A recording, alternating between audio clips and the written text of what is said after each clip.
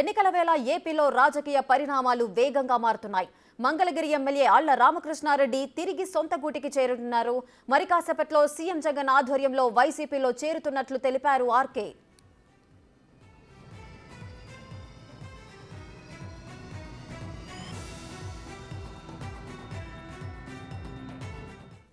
మంగళగిరిలో ఆర్కేకు మంచి పట్టుంది. ఆళ్ల లేకపోతే వైసీపీ గెలుపు కష్టమని నివేదికలు కూడా స్పష్టం చేయడంతో ఆర్కే ఎలాగైనా తిరిగి వైసీపీకి తీసుకురావాలని రంగంలోకి దిగారు విజయసాయిరెడ్డి. గత 2-3 రోజులుగా హైదరాబాద్లో ఆర్కేతో విజయసాయిరెడ్డి చర్చలు జరిపారు.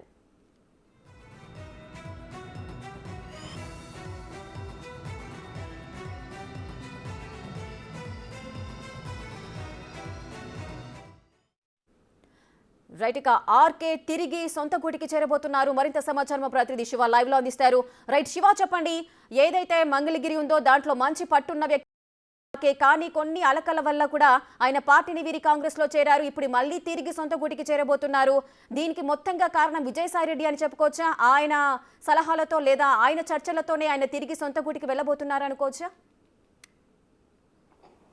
ఇక మొత్తం మీద చూసుకుంటే మంగళగిరి శాసనసభ్యుడు ఆళ్ల రామకృష్ణారెడ్డి 2014-2019 ఎన్నికల్లో ఆయన వైఎస్ఆర్సీపీ తరఫున గెలుపొందిన పరిస్థితి కనిపించింది.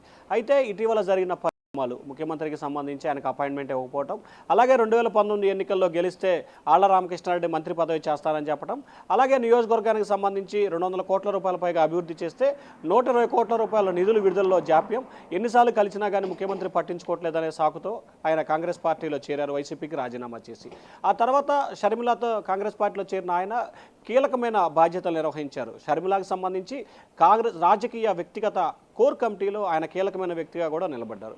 సో ఈ నేపథ్యంలో జరిగిన పరిణామాలు, మారుతున్న సమీకరణలో భాగంగా మంగళగిరి నియోజకవర్గానికి సంబంధించి కూడా ఇటీవల అనేక సర్వేలు నిర్వహించింది వైఎస్ఆర్సీపీ.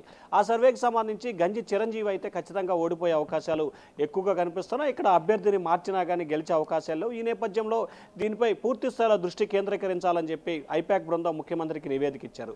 ఈ నేపథ్యంలోనే ఆగమేఘాల మీద విజయసాయిరెడ్డిని గుంటూరు రీజనల్ కోఆర్డినేటర్గా, అంటే గుంటూరు పార్లమెంట్కి రీజనల్ కోఆర్డినేటర్గా నియమించారు. అంటే మంగళగిరిలో ఆయన దాదాపు మంగళగిరి నియోజకవర్గంలో డే బై డే కార్యక్రమాలు నిర్వహిస్తూ మంగళగిరి నియోజకవర్గాన్ని పార్టీ తరఫున వ్యవహరించారు.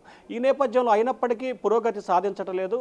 తాజాగా 4 రోజుల క్రితం నిర్వహించిన సర్వేలో కూడా వైఎస్ఆర్సీపీకి దాదాపుగా ఎక్కువ శాతం అసంతృప్తితో పాటు మైనస్ చేయకున్న పరిస్థితి కనిపించింది.